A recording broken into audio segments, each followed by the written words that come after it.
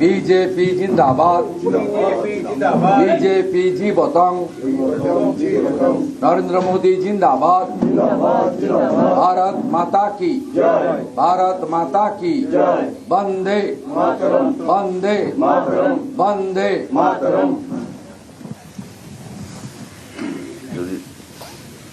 বিজেপিতে যোগ দিলেন বংশীবদন বর্মন, উত্তরবঙ্গের রাজনৈতিক নেতা এবং উত্তরবঙ্গের নেতা, এবং গিরিজা শঙ্কর রায়, তিনিও রাজবংশী সম্প্রদায়ের নেতা।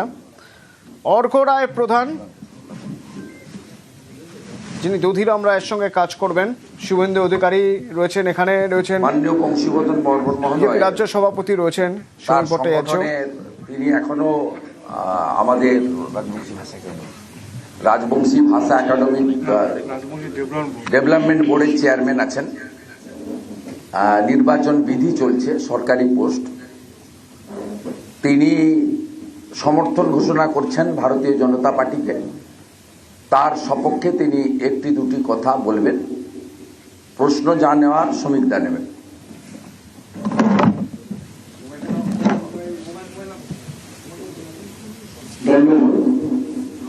নমস্কার।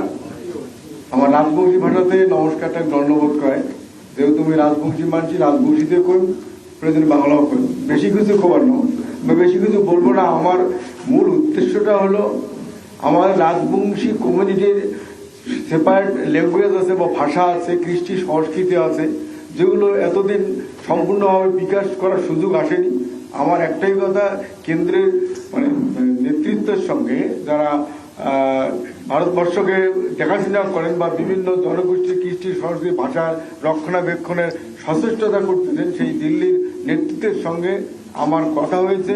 আমাদের যে মূল ভাষা রাজবংশী ভাষা, এই ভাষাটাকে এর শিডিউলে ইনক্লুড করবেন বা অষ্টম তফসিলে অন্তর্ভুক্ত করবেন বলে কথা দিয়েছেন, এবং আমাদের সাংবিধানিক কিছু ফেভারিট রাইট বা অধিকার আছে, সেগুলো দেখবেন বলে কথা বলছেন। যেমন আমাদের অ্যাজ পার মার্চার এগ্রিমেন্ট একটা নারায়ণী ব্যাটালিয়ন বলে কথা আছে, সেগুলো দেখবেন। আমরা এই বড় সবচেয়ে পাওনা হচ্ছে আমাদের রাজবংশী ল্যাঙ্গুয়েজকে অষ্টম তটে অন্তর্ভুক্ত করবে, এটাই বড় পাওনা।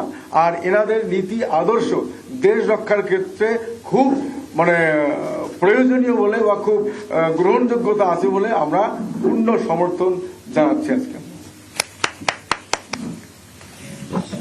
ওভার। হ্যাঁ, অর্ঘ যদি 1 মিনিট বলতে চাও। ছটায় খাই।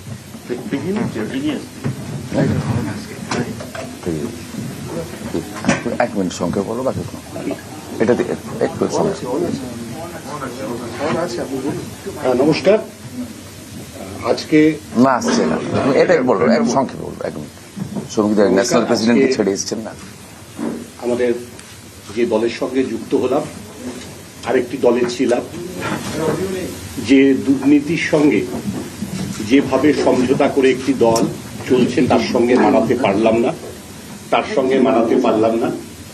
পরেশ অধিকারীর সঙ্গে বলুন আপনার একদম সেই বলছি, বিভিন্ন জায়গায় বিভিন্ন দুর্নীতির সঙ্গে যারা যুক্ত, তারা যখন এই দলের সঙ্গে সম্পৃক্ত হয়, তখন সেখানটাতে আর কোনো রাজনীতি থাকে না, মানুষের কাছে জবাবদিহি দেওয়ার মতো কোনো জায়গা থাকে না।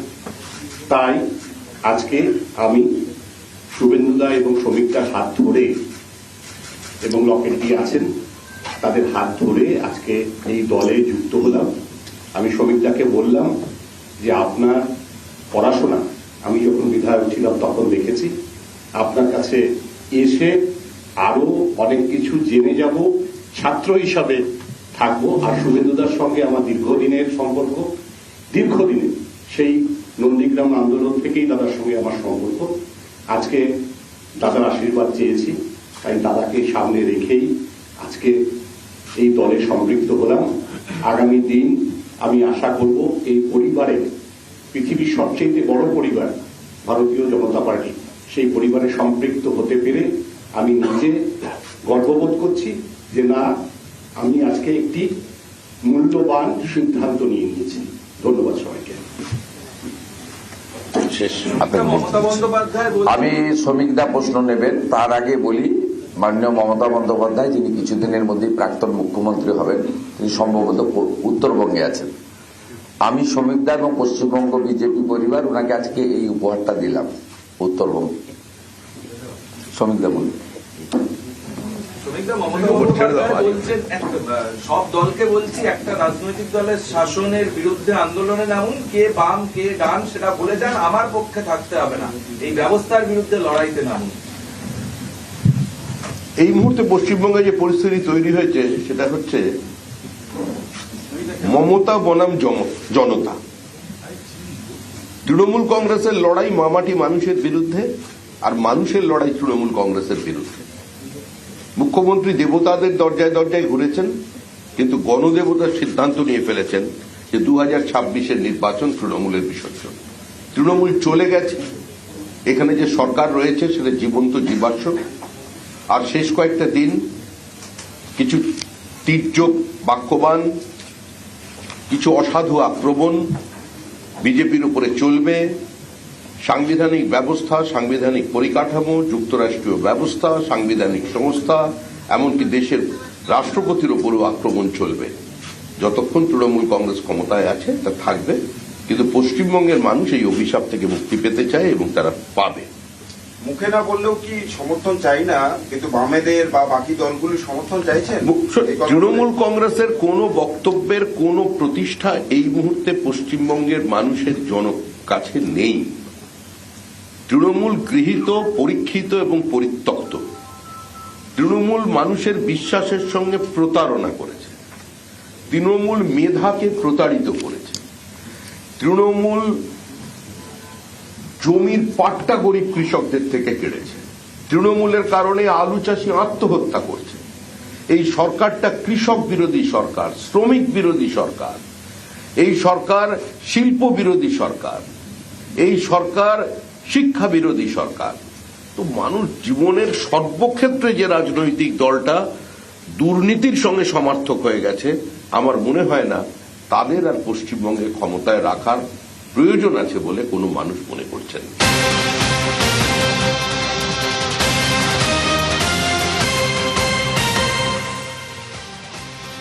60 লক্ষ নাম বিচারাধীন।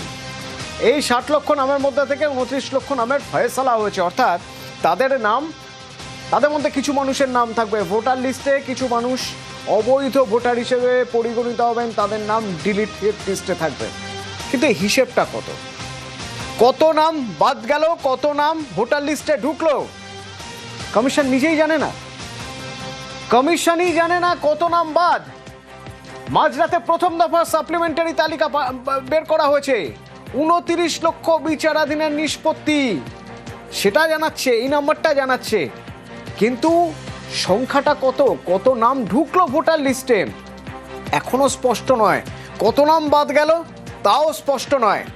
এমনকি এই 29 লক্ষ বিচারাধীনের সবার নামও প্রকাশ নয়। কত নাম নতুন ভোটার তালিকায় যুক্ত অস্পষ্ট। একটা কাজ হচ্ছে, একটা নতুন তৈরি হয় তো একটু তো প্রবলেম হয়, কিছুদিন পরে স্টেবিলাইজ হয়ে যায়, কিছু ঘন্টা পরে স্টেবিলাইজ হয়ে যাবে। এটা তো ওয়েবসাইটে দেখে নেবেন, এটা আমার কাছে এটা মুখস্থ নেই কি কত হয়েছে নিয়ে হয়েছে এক্স্যাক্টলি কত হয়েছে এটা বলতে পারবো না। আমরা তো রিকোয়েস্ট করি কি রোজকে দেওয়া যাবে নাম, যত আমরা ই সাইন করে পাবো অতই আমরা করতে পারবো। সাপ্লিমেন্টারি লিস্ট যেটা আছে আমাদের কাজ আছে শুধু পাবলিশ করা, প্রকাশ করা, যেখান থেকে আসবে জুডিশিয়াল অফিসার থেকে আমরা ওটা নিয়ে পাবলিশ করবো। জুডিশিয়াল অফিসারদের থেকে যে নামগুলো আসবে সেগুলো শুধু পাবলিশ করা কাজ, মানে হিসেব করার কোনো কাজ নেই। কত নাম ভোটার তালিকায় যোগ হলো, কত নাম বাদ গেল, এসব হিসেবের কোনো ব্যাপার নেই। কমিশনকে তোপ দেখেছেন Mamata Bandyopadhyay. The election commission has still not declared how many names have been deleted in the supplementary list. That's why it is my question. Why they are so afraid and scared? I have got the information when I will be reaching at Siliguri. Then only they will announce. I do not know what is the political vendetta. Why they are cheating the people? Why they are misleading the people? আর কত প্রাণ হবে বলিদান? মানুষের ভোটাধিকার কেড়ে নেওয়ার কোনো অধিকার ওদের নেই। SIR মনে রাখবেন ওদের শেষ করবে।